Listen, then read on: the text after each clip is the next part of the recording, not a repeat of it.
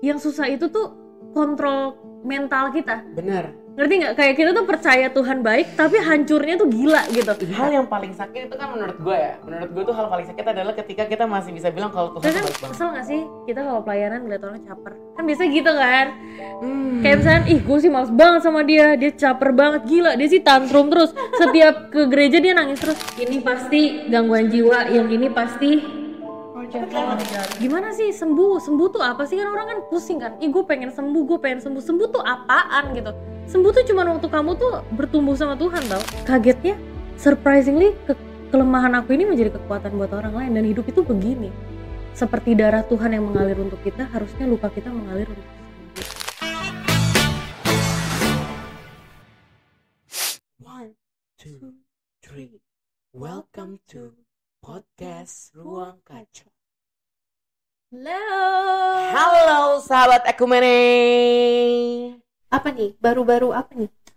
Jadi kita punya program baru yang dimana program ini kita berharap bisa menjadi berkat buat teman-teman sahabat Ekumene di luar sana. Ya nggak? Karena kita tuh basically suka banget ngobrol-ngobrol. Bener, makanya kita kan emang anak suka bicara. Ya, daripada kita ngobrol-ngobrol yang nggak penting, berujung berbuat dosa, ya kan? Jadi kita adain program ini supaya kita bisa ngobrol sesuatu dari narasumber-narasumber yang sungguh luar biasa, mendapat insight yang baik, yang bisa jadi berkat buat kita semua. Yes. Nah, ngomongin kayak gitu, kalau dalam podcast nggak mungkin kita ngomong berdua doang. Iya. Gue bosan ngomong sama lu. Sejujurnya, ya tolong ya, saya udah bosan sama dia. Nah, kita pasti ada pembicara. Betul. Kita datangkan pembicara ini dari jauh amat, dari Cideng. Dari negara Cideng. Yes. Wow. Mari sama-sama sambut. 1, 2, 3. Stephanie Erastus. Kurang meriah, tolong tim kreatif ayo. Thank you tim kreatif. Itu kayaknya pasti bertanya-tanya ya, negara Cideng tuh apa ya? Biarkan itu tersimpan di kita. Oke, Cici jauh banget loh. Mendarat tadi aman ya? Aman banget, turbulensi aja sih. Iya. By the way, MAG di atas tuh ada helipad soalnya. Jadi kayak doang gitu dari Cideng soalnya. Yang di belakang untanya itu loh. Terus kesininya naik unta. Iya, betul. benar. Oke. By the way guys, kita boleh say congratulation dulu dong buat Cici. Thank you banget. Telah diwisuda di Atma Jaya. Haleluya. Apa tuh jurusannya? Jurusannya adalah psikologi, Master of Psychology. Yes. Jangan lihat matanya pinjaret, nanti dibaca. Iya benar. Aduh, roh saya membaca. Aduh, bahaya. Takut. Oke deh, Ci, welcome to our podcast. Terima kasih banget karena Cici adalah narasumber pertama kita. Benar.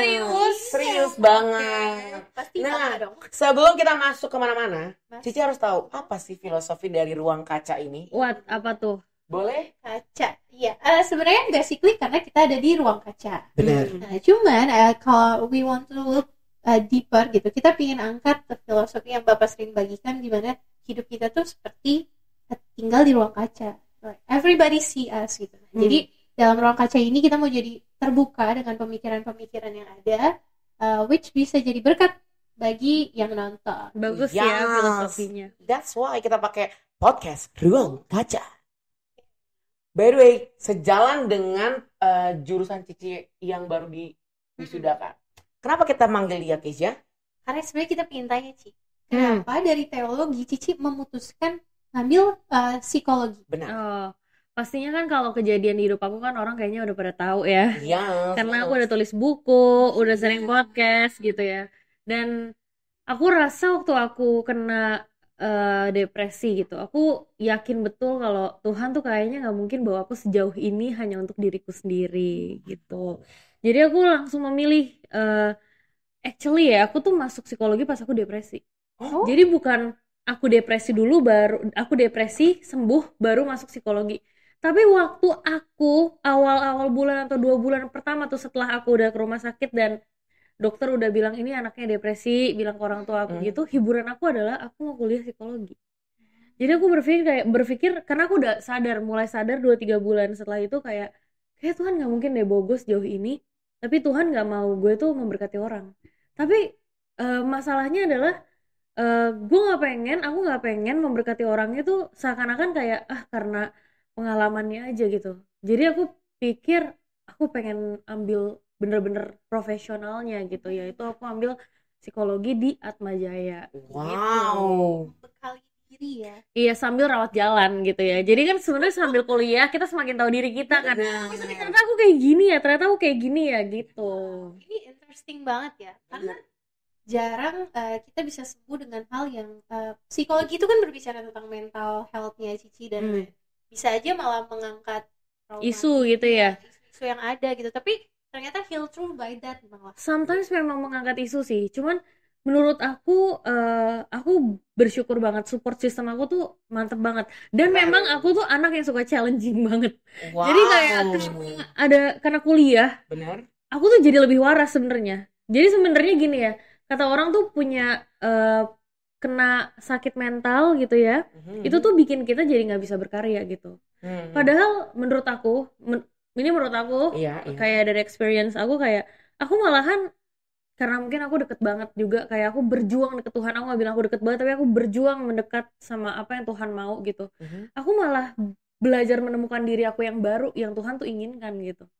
Jadi memang dari awal sih, dari sebelum aku masuk teologi tuh ada beberapa pilihan yang pengen aku masuk gitu, kayak bukan cuma teologi, aku pengen musik. Wow. Aku juga pengen psikologi, aku pengen hukum juga. Aku sebenarnya pengen itu, cuman Tuhan kayak bawa aku yang bener-bener ke teologi dulu. Tapi aku nggak pernah tahu kalau ternyata Tuhan izinkan depresi itu ada di hidup aku. Sampai akhirnya aku balik lagi kayak, wah aku masih masuk psikologi. Dan memang waktu di kelas tuh isunya banyak. Waktu ngebahas tentang ini aku kayak, ternyata kayak gini ya gitu. Tapi memang dosen-dosen di sana juga helpful banget itu juga. Dan ternyata juga sambil mengenal diri tuh sambil mengerti apa yang Tuhan mau juga kan. Jadi aku awal-awal deal dulu kalau misalkan ini tuh rencana Tuhan. Jadi mau isu apapun yang diangkat tuh aku tahu kalau ini memberkati aku, itu dulu.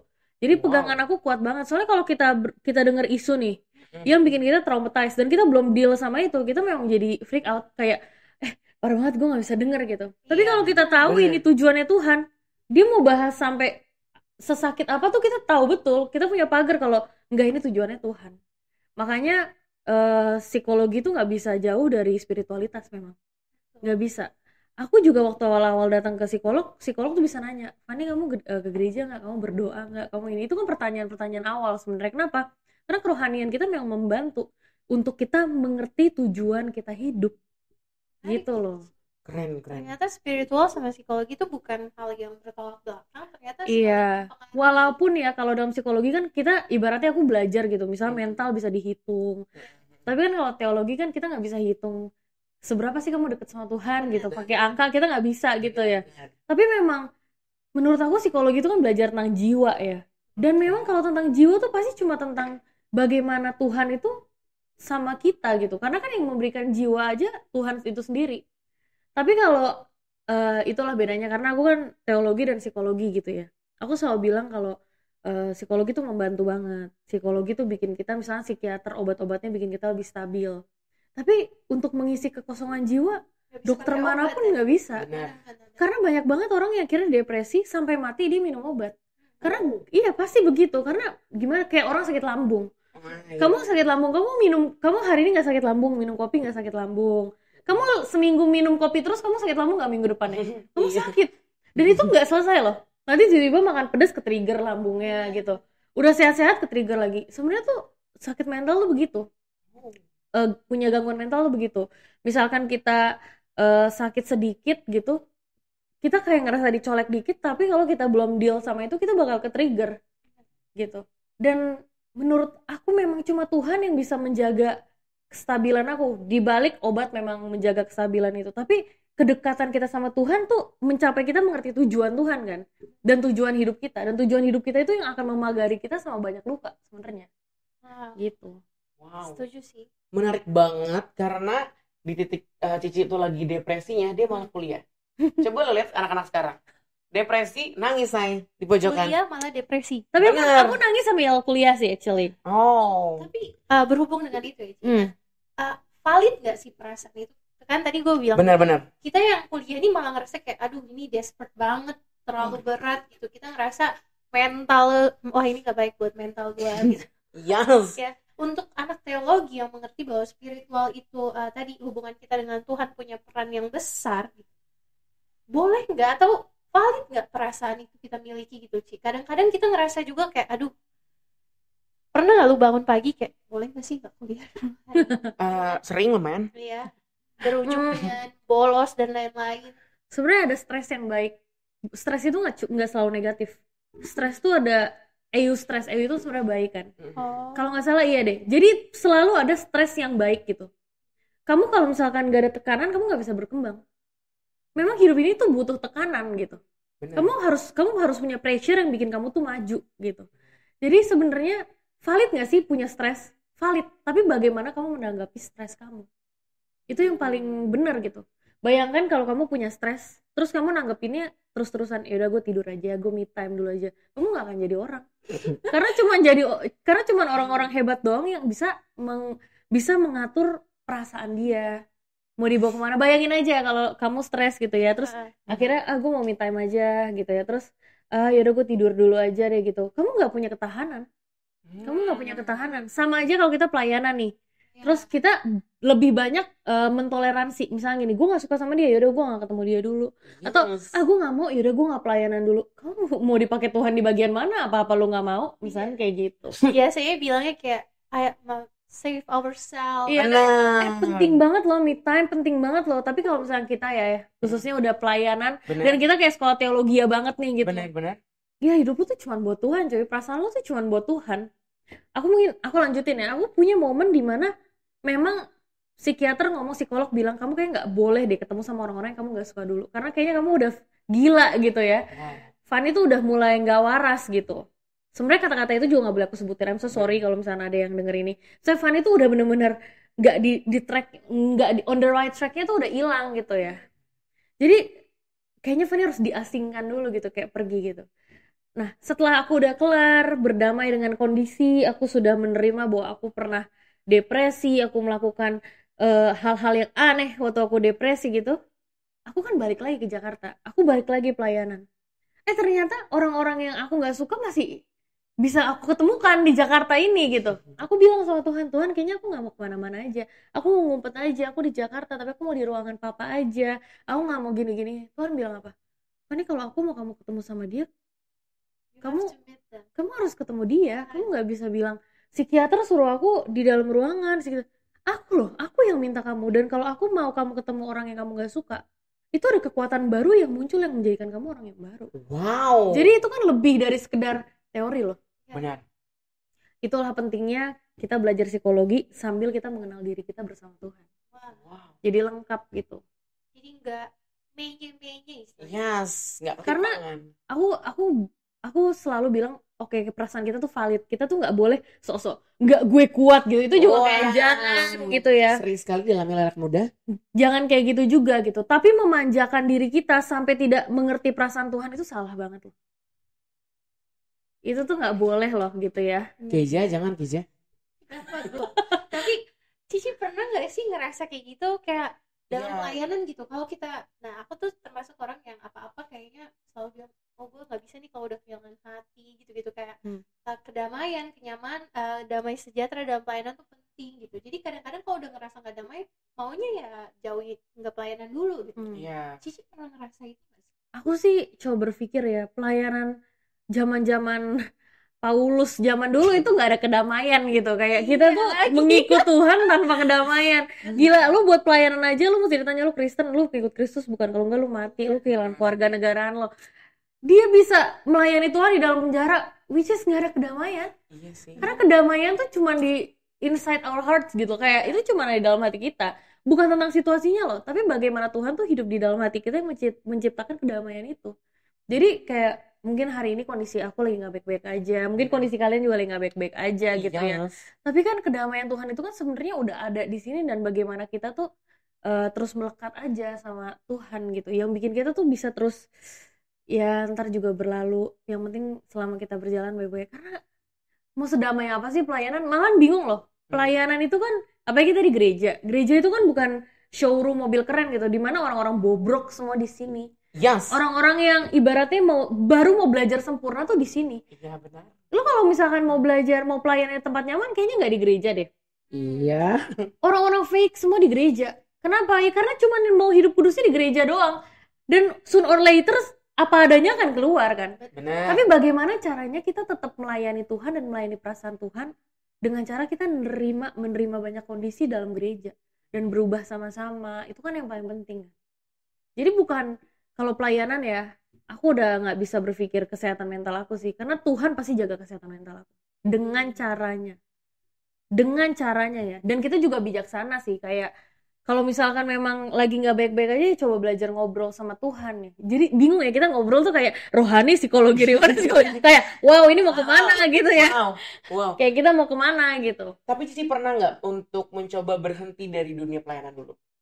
Dengan alasan mental gue lagi nggak Ya. baik-baik Sebenarnya kan aja. waktu aku depresi kan aku pernah berhenti gitu. Tapi sebenarnya tau nggak, waktu aku depresi kan aku pindah kota gitu ya. Yes. Itu aku pindah kota, aku tetap khotbah. Hah? Iya, aku tetap khotbah. Jadi orang yang nggak tahu aku depresi tetap undang aku khotbah dan aku tetap khotbah. Sebenarnya begitu. Sebenarnya aku nggak ngerti ya stop pelayanan tuh kayak gimana ya. Karena aku berpikir pokoknya kalau Tuhan suruh ya aku mau aja lah. Pokoknya kalau Tuhan suruh nih ya, pasti itu ada caranya Tuhan sendiri nemenin aku dalam pelayanan itu gitu. Aku jarang banget sih bilang aku nggak mau, karena aku merasa aku berhutang banyak sama Tuhan. Dan Tuhan nggak pernah stop mencintai aku, nggak pernah stop mengasihi aku, walaupun luka yang Tuhan dapetin dari aku tuh banyak. Yang butuh break kayaknya Tuhan deh, bukan aku. Waduh, bener lagi. Iya, kayaknya yang butuh break tuh Tuhan. Misalkan kayak disuruh pilih gitu ya. Tuhan mungkin kayak ngomong, Van kita break dulu ya bentar. Kayak gue capek sama kelakuan lo gitu kan. Cuman ini kayak Tuhan kok nggak minta break. Padahal aku selalu mempertanyakan lo kayak Tuhan kenapa gini, Tuhan kenapa gini. Ibaratnya gini ya lu udah pacaran sama gue berapa lama dan lu tetap mencurigai gue gitu. Tapi Tuhan nggak pernah capek buat ngasih aku kesempatan untuk belajar percaya lagi. Itu yang bikin aku kayaknya semarah-marahnya gue sama keadaan, gue nggak akan berhenti melayani Tuhan deh. Nggak akan, dan gue nggak akan berhenti untuk ngobrol gitu sama Tuhan. Tapi teman-teman jangan berpikir kalau ih gila Civan ini sempurna banget ya. Jangan. Aku tuh bener-bener jatuh bangun gitu. Nah, menangis. Tapi ya di titik hari ini mungkin waktu ini syuting kan papa aku lagi sakit gitu ya. Papa aku lagi sakit nih dalam kondisi ini. Itu pun aku waktu tahu papa aku sakit, aku masuk kamar sambil bilang, aku nggak mencurigai engkau. Aku ambil statement itu, kenapa? Karena mencinta itu pilihan, mempercayai Tuhan tuh pilihan. Itu bukan lahir dari orang yang tiba-tiba percaya, tapi aku milih buat sayang sama kamu gitu. Aku pilih buat percaya gitu. Once aku udah bilang aku memilih untuk percaya, aku udah menaruh segala mental aku tuh ke dalam tangan Tuhan gitu. Dan inilah yang bikin aku tuh, menurut aku ini berkat setelah aku depresi ya, karena aku makin kuat malahan.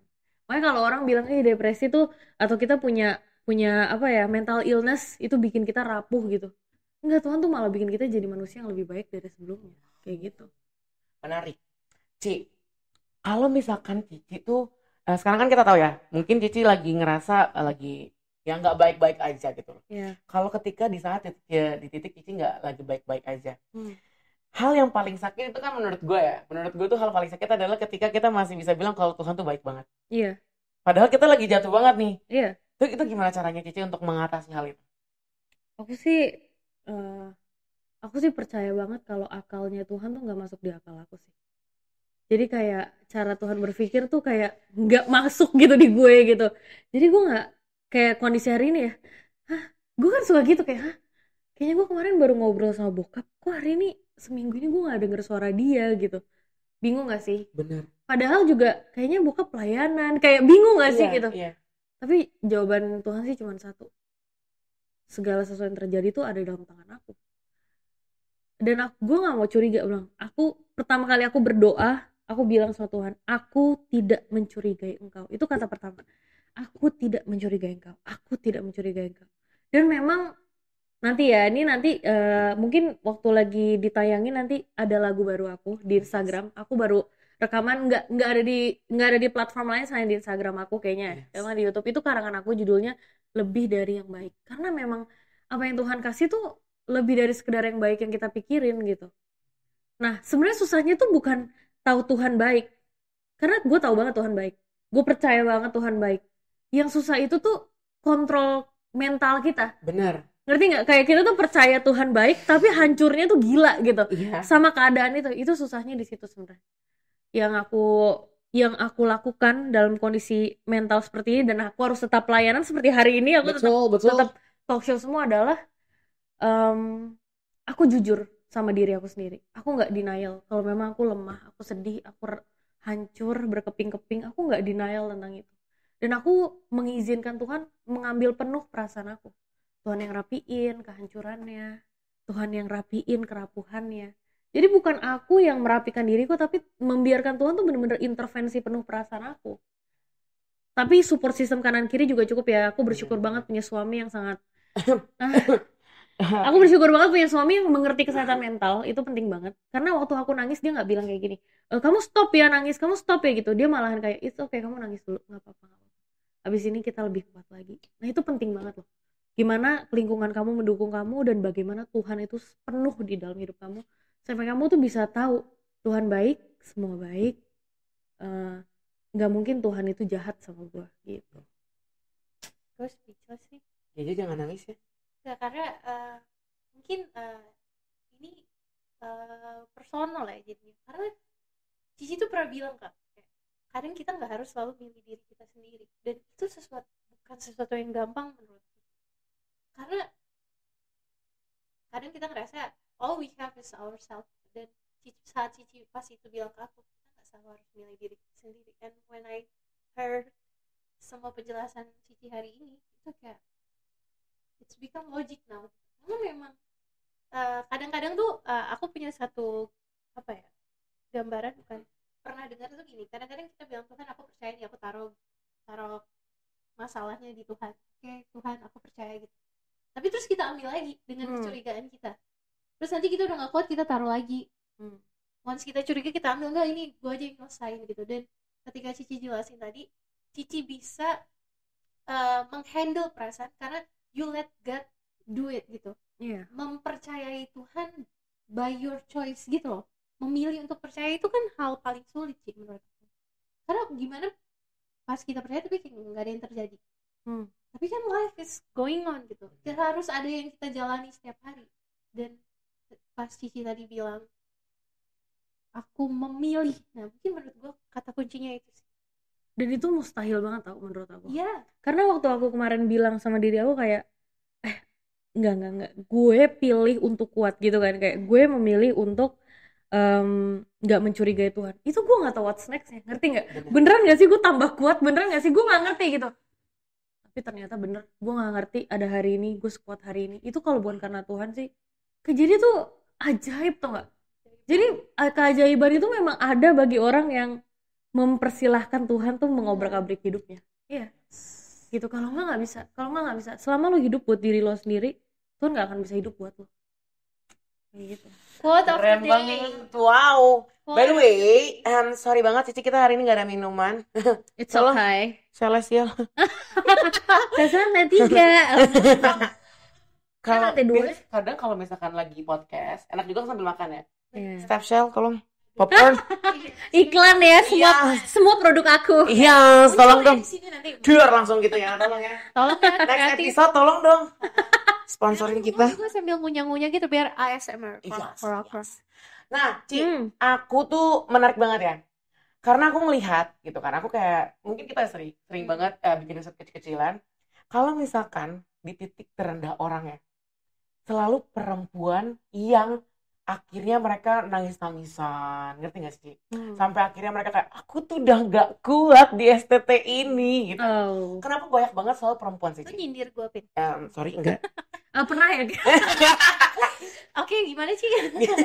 Mungkin karena perempuan itu kan ada hormon kan. Kita kan punya hormon yang mungkin gak stabil. Tiap bulan aja kita, kalau dalam biologi kan kita datang bulan, ya kan? Dan itu bayangin aja berapa ratus anak STT yang menangis-nangis tiba-tiba kayak gitu. Jadi memang perempuan mungkin lebih perasa, dan kita punya hormon yang kurang stabil begitu.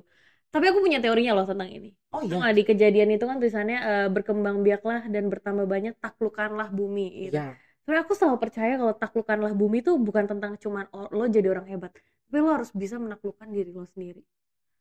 Jadi aku sebagai perempuan ya, aku tuh selalu seneng kalau misalkan suami aku tuh nggak tahu kalau aku tuh lagi datang bulan, karena dia kira kayak, gila ya, Fanny tuh nggak marah, Fanny tuh nggak nangis, nggak bete. Tapi sisa setelah datang bulannya menangis terus enggak, jadi lebih banyak. Enggak sih, jadi gimana caranya tuh memang bukan tentang hormonnya, bukan tentang bagaimana kondisi kita, tapi bagaimana benar-benar kita bisa menaklukkan diri kita untuk kepentingan Tuhan. Wow. Gitu. Wanita terkuat kita nobatkan pada Nggak tahu siapa deh. Bukan semua wanita, karena aku pikir semua wanita kuat kok. Iya. if we choose to be strong. Iya. Sebenarnya semua wanita bisa kuat kalau memilih untuk kuat dan dengan di waktu yang tepat juga ya. Kadang-kadang kan memang ada masa di mana memang kesedihan kita tuh menyempurnakan. Kita tuh nggak harus selalu kuat gitu loh. Tapi kalau perempuan tantrum tuh gimana sih, Ci? Iya kan Ada di sini? Oh, nggak ada. kalau misalnya tantrum itu kan banyak alasannya gitu. Kalau sekarang kan tantrum itu kan bisa buat Tantrum. semua orang nggak sih? Kayak, Iya. lo lagi tantrum ya, lo lagi tantrum ya gitu. Ngomel dikit bilang tantrum. Ngomel dikit dibilang tantrum. Tapi sebenarnya kita kalau misalnya ngelihat orang lagi tantrum gitu ya, kita tuh harus berpikir loh, bukan cuman apa yang dia lakukan, tapi insight-nya dia. Mungkin nggak sih dia dari dulu nggak diterima orang tuanya? Mungkin nggak sih dia memang insecure banget sampai ngelihat temennya di sebelahnya bikin dia tuh tantrum misalkan kayak gitu. Jadi banyak alasan sih yang bikin kita tuh sebenarnya bisa ngerti orang lain gitu. Soalnya kan kesel gak sih kita kalau pelayanan ngeliat orang caper? Kan biasa gitu kan? Kayak misalnya, gue sih males banget sama dia caper banget, gila, dia sih tantrum terus. Setiap ke gereja dia nangis terus. Itu orang yang Tuhan kirim buat lo, mau dia secaper apapun lo gak bisa. Gila, dia pick me banget gitu kan. Parah. Malahan lo semakin heran sama kelakuannya, lo harus semakin mengasihi dia karena Tuhan itu begitu. Haleluya. Gitu. Harusnya. Harusnya. Tapi ini menarik sih. Gue pernah baca tentang kasih ya. Kayak kita nih kan orang Kristen nih. Kasih itu nomor 1. Tapi gue kayaknya paling susah malah mengasihi gitu kan. Kalau kita back to konteks tadi gitu. Tapi ternyata kasih itu kadang sulit dilakukan karena kita tuh abstrak. Kayak untuk sesuatu yang jauh, misalnya kita gampang banget donasi yuk ke mana, ke Cideng misalnya.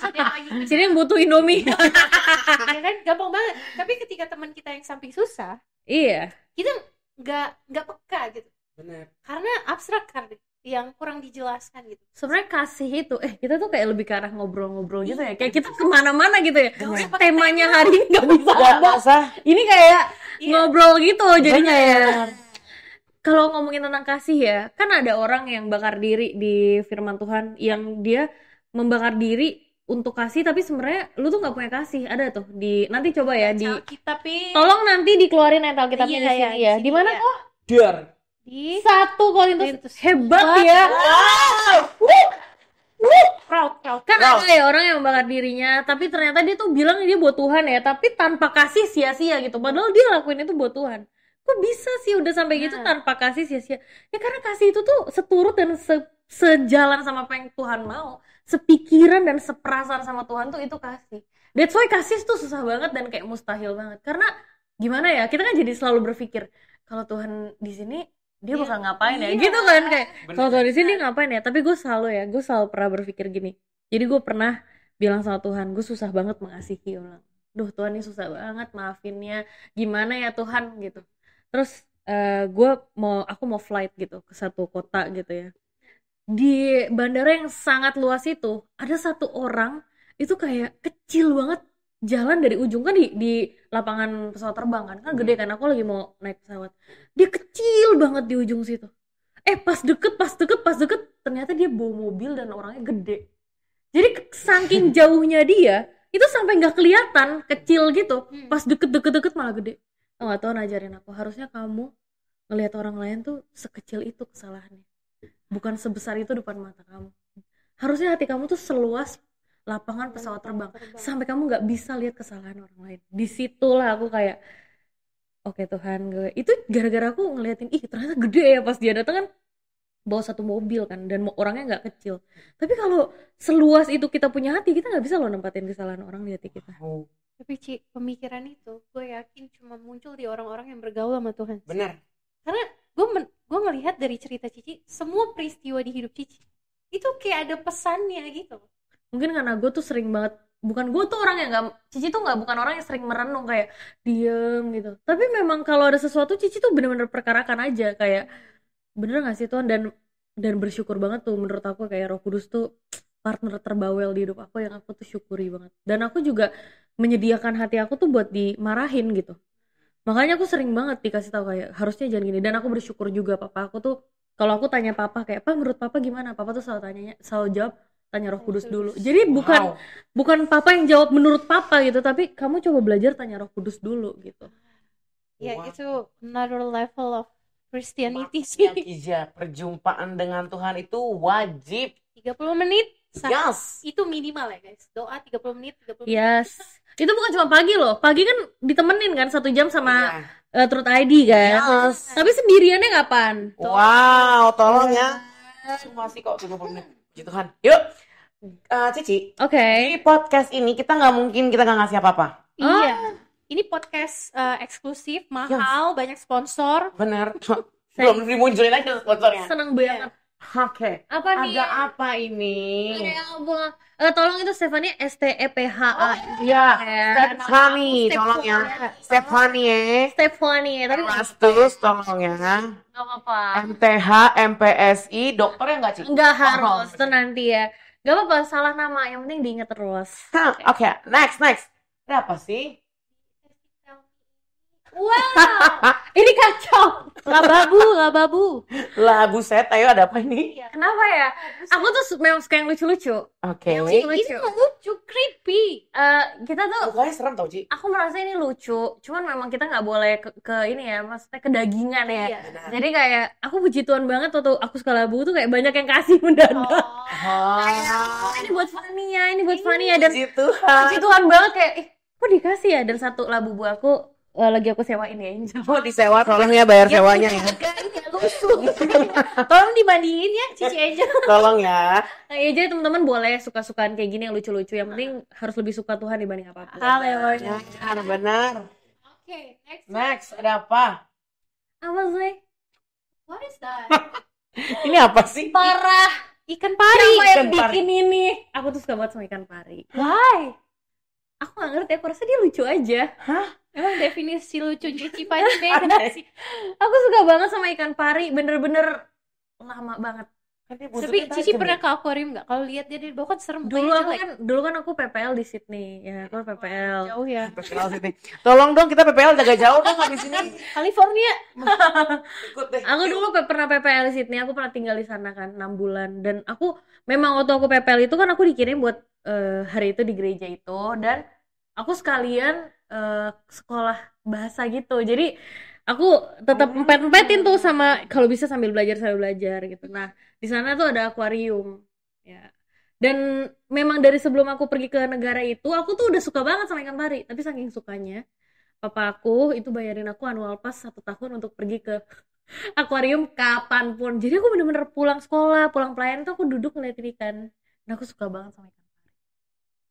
Ikan pari, you are so lucky. Ikan pari. Suka banget. Dia kayak apa? Dia kayak selalu smile gitu.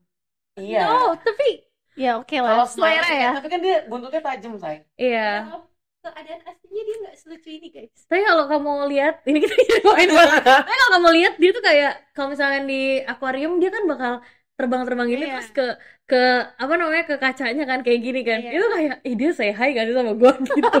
Jadi entah kenapa gue suka banget sama ikan pari. Oke, ada lagi? Friendly fish. Oke. Apa nih? Rapunzel. Parah banget. Rapunzel. Ya itu. Rapunzel. Kenapa nih? Aku suka banget juga sama Disney. Oh my god, banyak kesukaan Cici Menurut ya. aku tuh bisa jadi pengarang lagu yang bagus semua tuh ada efek-efek dari aku suka nonton kartun kan, lagi Disney. Sense-nya Dan salah satu ini kalian di-spill tapi siapa The Angel ya? Enggak. Di-spill siapa tolong? sebenarnya kita juga bisa baca orang Ci. Iya. Tapi nggak sampai sedetail itu. Ya, kalau Ya, kita mau ada kasih tahu, adalah Mr. G. Jadi aku suka banget sama dia karena kenapa sih cerita ini? Ini nggak pernah loh. Ini nggak pernah loh. Ya kan udah dibilang ini eksklusif. Eksklusif Parah banget. banget. Aku suka banget sama dia karena dia Rapunzel. Karena dia Rapunzel, dia ceritanya tuh tinggal di satu castle yang tinggi banget gitu ya. Karena rambut panjang. Dia diisolasi gitu. Dia diisolasi, nggak covid. Dia diisolasi karena dia kayak diculik gitu, dan dia tinggal sama satu ibu yang dia kira ibunya, padahal itu ibu sihir gitu, yang membutuhkan rambut dia agar tetap muda gitu. Terus habis itu dia kalau mau keluar dia nggak boleh keluar dari castle. Tiba-tiba ada satu pangeran yang bikin dia tuh bisa keluar dari castle gitu. Gemas. Tapi aku suka banget aja dia sama dia, nggak ngerti karena lagunya bagus, memang bagus gitu. Coba boleh dong lagunya. All those days watching me. Oke gitu. Oke. Nggak sampai di sini, tenang dulu Bu. Apa? Cara. Apa sih ini sebenarnya? Silakan. Padahal kita tuh podcastnya mendadak ya. Yes. Siapannya sangat baik. Kita Ini kan apa? koper banget anaknya. Ini apa nih? Silakan dibuka. Tapi Oke. jangan tertipu sama packagingnya. Kita Bener. nggak tahu isinya apa, mungkin dinosaurus. Ya ampun, sisir banget. Makasih ya. Lihat belakangnya. Ya, Ya, ada glitter-glitter-nya lagi. Iya. aku mau sisiran. Makasih ya. Ini Yes. cute banget. Karena- cute banget. Oh, ada lagi. Ada lagi. Ada lagi sih. One more. Gemes. Actually ini adalah foto waktu sebelum papa sakit. Jadi kita tuh udah foto dari 1 bulan yang lalu sih. Ya ini lucu sih, gitu sih. Gemes banget. Ini aku tahu Gemes. pasti ngambil dari Instagramnya Koepen. Iya, karena kita Cempreng. belum keluarin foto keluarga sama sekali. Baru satu ini gitu ya. Karena kelihatan tuh ada tanda ininya. Dan ini pertama kalinya juga kayak kita tuh foto kembaran proper. Karena biasanya kita foto kayak Natalan papa lagi ada di MAG, kita foto aja bawa fotografernya ke MAG saking gak sempetnya. Tapi entah kenapa hari ini kita bener-bener persiapin kayak kita kayak harus foto sekali aja deh buat keluarga gitu. Dan hari itu juga untuk pertama kalinya baju babi kita atur semua. Iya. Gitu. Wow. Oke, ada lagi abis. Ini abis nih. Oke, sudah sampai di Thank sini you. ternyatanya ini. Tapi Ci, Hah, kenapa dari mungkin ya, menurut Cici nggak? Apa namanya, Disney dan teman-temannya itu bisa mengobati kita lagi depresi nggak sih? nggak bisa sih. Nggak Menurut aku memang obat terjitu tuh memang mengenal diri bersama Tuhan sih. Karena kamu nggak akan penuh kalau kamu dipenuhi cuman gara-gara film, labiu-biu atau apapun ya. Itu nggak bisa. Bayangin aja. Emang mereka, oke, misalnya orang bilang lu bisa seneng gara-gara uang gitu. Tapi uang bisa nggak ngilangin kehilangan? Emang uang bisa beli nyawa orang tua kita? Emang uang bisa beli waktu? Nggak bisa. Dia cuma bisa nutupin kebahagiaan, tapi dia nggak bisa ngembalin sesuatu yang hilang. Tapi Tuhan itu bisa melengkapi kehilangan kita. Karena kalau kita penuh sama Tuhan ya, apapun yang terjadi tuh semua tuh terasa berkat gitu. Semua tuh terasa lengkap gitu selama bersama Tuhan. Dan Tuhan tuh selalu punya cara yang amazing untuk melengkapi hidup kita dengan caranya ya. Dan kita beda-beda, caranya beda-beda. Memang terkesan mustahil, tapi Tuhan tuh ajaib sih. Makanya di lagu aku tuh aku bilang ajaib engkau Tuhan, ajaib engkau Tuhan. Karena akalnya gak terselami, caranya mengagumkan. Bahkan dalam banyaknya kesedihan hari ini, Tuhan tuh selalu mengawal sesuai rencananya Tuhan. Jadi memang uang, apalagi film itu semua nggak bisa melengkapi kita, nggak bisa. Dia cuma bisa bikin kita distract berapa menit, tapi dia nggak bisa balikin gairah hidup kita. Makanya even manusia nggak bisa.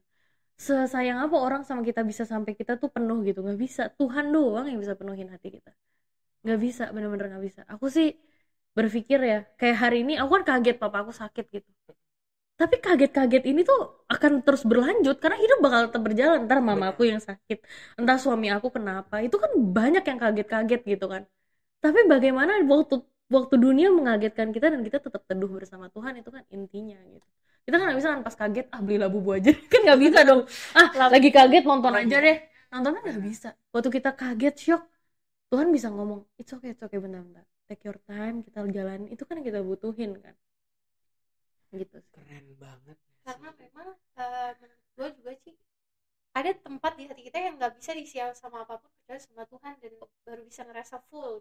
Bukan bahkan ada loh full heart, seluruhnya hati kita tuh memang tempatnya Tuhan. Jadi kita nggak bisa mencintai orang tanpa Tuhan loh, nggak bisa. Kamu nggak mencintai diri kamu sendiri, kamu nggak bisa mencintai orang.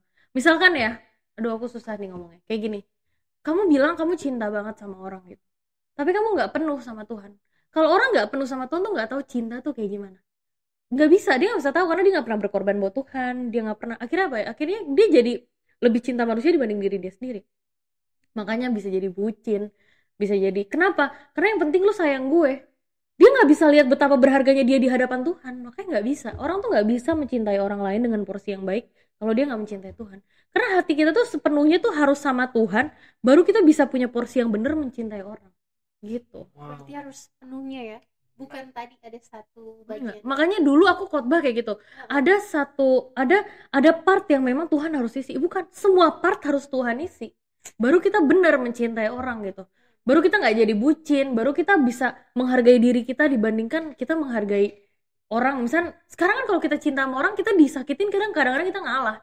Kayak nggak apa-apa deh disakitin, padahal diselingkuhin, padahal udah dipukulin, misalnya kayak gitu, nggak apa-apa deh, nggak apa-apa. Kenapa? Karena kita nggak tahu Tuhan seberapa Tuhan mencintai kita. Kalau kita tahu kita worth it, Tuhan sayang banget sama kita, kita mana mau rela hati kita dicabik-cabik sama orang yang salah. Kan kayak gitu. Didengerin ya guys ya. Tolong ya. Tapi Ci, Nah, dengan semua yang udah terjadi dalam hidup Cici, pernah nggak sih Cici tuh expect bakal bisa kayak sekarang? Dengan Cici ngomong kebesaran Tuhan, semua penyertaan Tuhan dengan melewati semua part-part hidupnya Cici, pernah expect nggak Cici ada di hari ini? Simpelnya Cici pernah nyangka nggak, kok gue sekuat ini. Benar. nggak pernah. Gue tuh kalau nengok ke belakang gue kayak gila, hari itu lu bisa hidup ya, kayak gitu loh, kayak gila ya, kok bisa ya gitu. Dan gue ambil itu, gue langsung ambil kejadian itu gini, kalau Tuhan menyertai gue waktu itu, Tuhan menyertai gue hari ini. Jadi tuh kayak selalu begitu. Jadi aku nggak pernah berharap kalau hari ini bakal baik-baik aja. Aku selalu prepare for the worst. Walaupun itu menurut aku nggak begitu baik ya. Iya, Selalu nggak, belum tentu baik. Misalkan dikit-dikit nanti kalau misalkan itu kan bisa overthinking kan. Benar. Tapi aku selalu berpikir kalau misalkan begini nanti jadi gini kayak gitu. Tapi aku nggak pernah, mungkin gini sih, aku tuh nggak orang yang nggak pernah kasih deadline buat Tuhan untuk jadiin aku apa. Aku juga nggak minta diri aku jadi orang yang kuat banget gitu, kayaknya nggak ada di situ. Palingan aku harus selesain sekolah aku yang kayak misalnya sekarang ini kan aku lagi doktor teologi sambil aku mesti kelarin magister Master of Arts aku di Melbourne kan. Aku kan lagi online ini karena tahun depan aku harus wisuda. Itu kan hal-hal yang memang harus aku capai. Tapi sisanya aku lakuin aja buat Tuhan dari hari ke hari. Makanya kita tuh nggak boleh punya apa ya? Nggak boleh punya ambisi yang di luar Tuhan sih. Biar hidup kita tuh santainya juga bareng Tuhan. Jadi kita bisa nikmatin semua pelayanan. Kita bisa nikmatin segala tugas yang Tuhan kasih dengan kondisi memang ya udah Tuhan jadi kekuatan, tapi kita juga nggak stressful gitu. Tapi memang kadang-kadang ikut Tuhan stres sih. Itu nggak bisa dibohongin ya. Benar. Cuman gimana caranya Tuhan tuh makin hidup itu asik sih. Pokoknya sebenarnya ikut sama Tuhan tuh asik gitu. Asik aja gitu. Asik banget malah. Malah orang yang nggak hidup sama Tuhan tuh kebingungan menurut aku. Lu mau ngapain hidup? Sekarang orang kan ngomong, ih gila lu ngapain sekolah teologi ya, lu kerjanya ke gereja gitu. Lu lebih bingungin diri lu gak sih? Lu hidup, tapi lu gak hidup buat pencipta lu. Crazy you, kayak gitu. Lu tuh malah bingung, lu mau hidup buat siapa? Diri lo sendiri. Emang diri lo sendiri bisa menyelamatkan lo? No, gak bisa. Kita tuh hidup bener-bener di jalur yang tepat untuk kita hidup bersama Tuhan. Dan itu memang kita harus jalanin dengan asik sih. Gitu. Yuk hidup asik bareng Tuhan guys. Yes. Dari sisi psikologi Ci, apa bedanya depresi, gangguan kejiwaan, sama manifestasi? Kalau manifestasi itu kan memang misalkan kita di KKR gimana cara, tapi kan manifestasi kan kadang juga bukan cuma dari gangguan jiwa ya, itu kan bisa dari roh-roh jahat gitu. Dan biasanya pendeta yang deket Tuhan pasti tahu lah ini Kan? Ini pasti gangguan jiwa, yang ini pasti Roh jahat. Menurut aku kalau kita hidup kudus kita gampang sih liatnya, gampang banget sih liatnya. Gampang, udah di dalam terus dalam nggak keluar. Bukan berarti roh jahat, bisa juga roh jahat loh. Tapi ada momen dimana nih kayaknya butuh psikiater deh, terus dibawa ke psikolog malah lebih baik misalkan begitu. Dan depresi itu bagian dari gangguan mental, bagian dari mental illness gitu kan. Banyak mental illness kan, ada bipolar, ada banyak. Nah salah satunya tuh depression gitu. Dan depression tuh beda sama stres gitu. Beda. Kalau depresi tuh the next levelnya lebih tinggi dari stres gitu. Dan harus ditanggulangi dengan cepat gitu loh. Kalau stres mungkin kita masih bisa distract dengan lainnya, hal-hal lain misalkan, gue lagi stres nih, orang bisa ngopi, bisa keluar. Tapi kalau depresi 24/7 kamu tuh jadi sadness, kamu tuh full of sadness gitu. Itu nggak bisa lo cuman ngopi, lu mesti terapi, harus semuanya gitu. Terus gimana ya Ci menghadapi teman-teman kita mungkin yang dia pelayanan tapi dia memiliki gangguan kesehatan mental ya? Harus diedukasi dengan baik, itu yang pertama. Orang yang berjalan bersama dia itu harus orang yang profesional juga, mentor yang profesional yang tahu bagaimana menangani dia. Dan yang ketiga sih, dia harus ngerti kenapa Tuhan itu bawa dia sampai di titik ini, biar dia punya gairah hidup dengan benar gitu. Jadi gairah hidup dia bukan bagaimana aku sembuh, tapi bagaimana Tuhan disenangkan. Gimana sih sembuh tuh apa sih, kan orang kan pusing kan, gue pengen sembuh tuh apaan gitu. Sembuh tuh cuma waktu kamu tuh bertumbuh sama Tuhan tau. Sekarang kalau kamu minum obat depresi terus, kalau kamu bertumbuh, kamu tuh mengalami kesembuhan yang ilahi loh, kesembuhan yang Tuhan mau. Bayangkan kalau kamu sembuh tapi kamu habis sembuh clubbing apa, lu juga nggak sembuh, sebenarnya lu sakit karena lu hidup di luar Tuhan. Jadi yang paling bener itu adalah kamu menikmati setiap momen suka duka kamu ini bersama Tuhan. Dalam kamu kondisi mental illness ini, bagaimana Tuhan lebih besar dibandingkan kamu. Wow. Gitu. Tapi orang-orang yang punya gangguan kesehatan mental ini boleh pelayanan menurut Cici? Kenapa enggak ya? Kalau memang Tuhan taruh dia di tempat yang tepat, aku juga tetap pelayanan kan. Bayangin aja aku malahan waktu lagi dalam kondisi depresi gitu, aku malah ngarang lagu. Udah ngarang lagu, aku surprisingly malahan setelah aku depresi malahan aku diundang-undang ke mana-mana. Orang malahan kayak undang anaknya Peras, undang anaknya Peras tahu depresi tahu. Kenapa ya? Karena papa aku juga nggak denial. Jadi kayak ya memang berkat kok. Emang berkat itu lahir dari uang yang banyak, kondisi keluarga yang indah. Berkat tuh lahir dari ketika kamu mengerti apa yang Tuhan izinkan terjadi tau. Itu kan berkat. Wow, kayaknya seru banget ya kita nih. Parah banget, kita bisa 8 jam podcastnya. Bener. Tapi ya sayangnya tidak bisa. Tapi mungkin gue akan kasih summary ya dari hari ini yang gue dapet sih. To be happy pun itu tentang Tuhan sebenarnya. Betul. Ya kan? Perspektif kita sembuh itu apa, sakit itu apa. Ketika gue melihat ketika Cici punya pengetahuan tentang teologi, which Tuhan ya, tentang Tuhan dan psikologi, itu membuat kacamata Cici lebih comprehend gitu, melihat segalanya secara utuh. Kayak tadi Cici bisa bilang, sebenarnya kalau lu jauh dari Tuhan, ya itu lu lagi sakit gitu, bukan ketika lu baik-baik saja gitu. Dan sembuh itu tentang menemukan Tuhan, mengerti perasaannya. Dan kalau boleh diakhiri dengan satu kata, gue setuju banget pas Cici bilang lupa. Pas Cici bilang kayak bukan sebagian tapi sepenuhnya.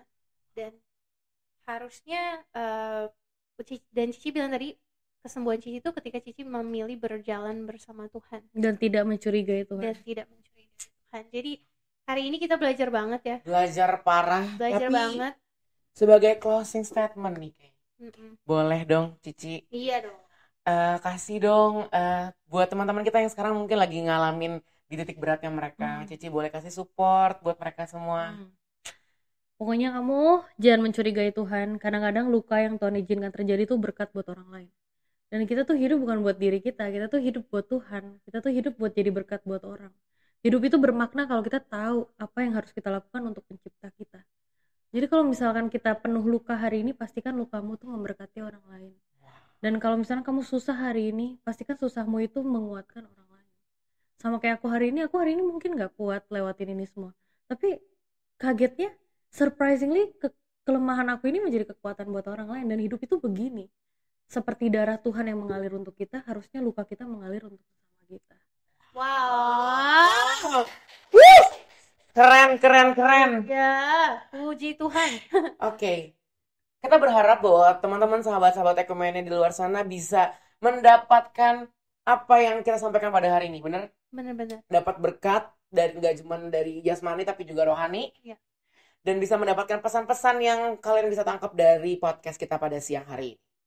Well, kita mau bilang terima kasih banget Cici udah datang jauh-jauh dari Cideng. Wow. Cideng. Iya, terima kasih Cici. Dan boleh terbang lagi? Boleh. Udara. Ya, udah kita pesenin. Kapan-kapan kita ngobrol lagi ya. Boleh. Makanya jangan lupa untuk tetap saksikan podcast kita Betul, karena akan selalu tayang setiap bulannya betul, dan akan ada pembicara-pembicara yang asik. betul. Oke, sampai ketemu lagi di podcast selanjutnya. See you. Bye, thank you. Bye, guys.